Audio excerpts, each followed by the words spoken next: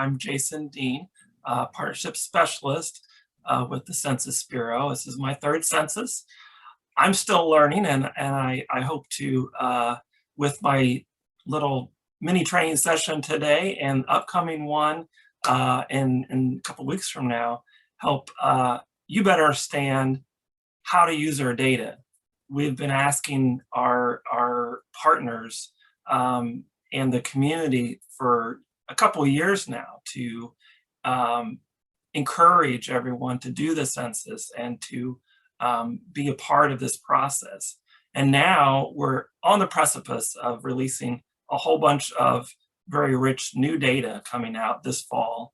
And I also want to introduce you to the several surveys that the census has ongoing that, particularly for small businesses, can be even more important than the once a decade census in terms of ascertaining the needs and wants of your potential customers. So today I'd like to briefly go over a couple of the different sites that we'll be looking into in our more in-depth training coming up here. Our census.gov landing page is a great place to start.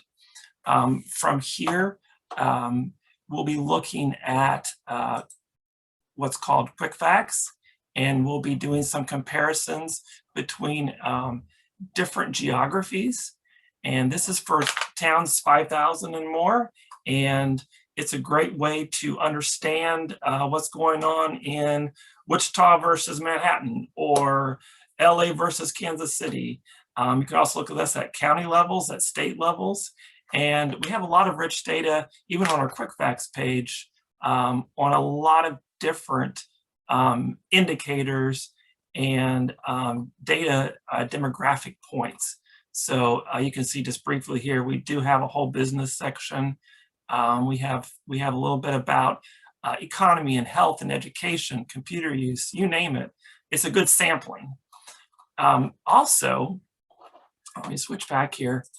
When we go to our census.gov landing page, we also have a whole separate site, which is our American Community Survey. And this is our main survey that we do. It's ongoing. We call it the Evergreen program. And on this site, I will be going into more specific geography levels for you to understand our data at a neighborhood level. So we just talked about quick facts and learning about, Wichita versus McPherson. But what if you want to know about College Hill versus Riverside versus Hilltop versus how do you get data at that level? And for small businesses, that can be even more important than just a whole city and their demographics. So we'll be using American Community Survey, and as well as a couple other landing pages to understand that better. Also, I will go into a deep dive into our data. So, we have our quick facts and we have our American Community Survey page, but we also have data.census.gov. It used to be what we called Fact Finder. This has been improved some, but for our novice users, it still can be a little challenging when you first get in to know how to navigate through our data. So again, we'll be looking at some different topics, and of course, what's relevant to small business can be all of the above in certain cases. And I'll be going into more detail again about our census geography.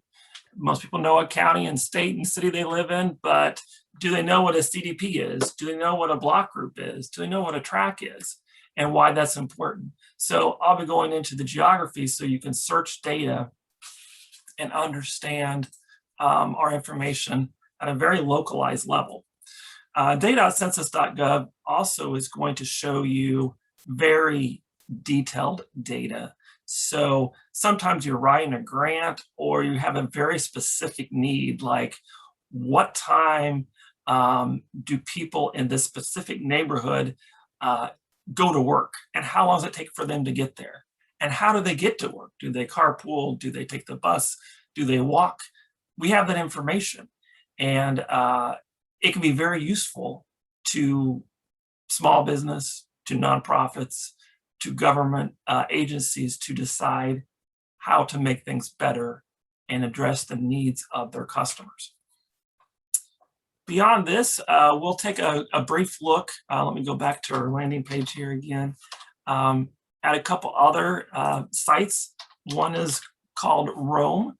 It's not the country, but it's we used it for during the decennial to try to find out what the response rates would be. But now that that's over, we still have a really good GIS platform here, which is just short for Geographic Information Systems, to be able to marry some of what you see from the census data with other data from other sites. So that's often a question I get, like, for instance, opportunity zones can be very important for government agencies and small businesses to understand where those are and how they can use Rome here to overlay those on top of our census geography. There's a number of these different possibilities. I'll just review a few of them in our training coming up here. And so you'll have a better idea of how to gather data from outside the census with census data to make the best decisions.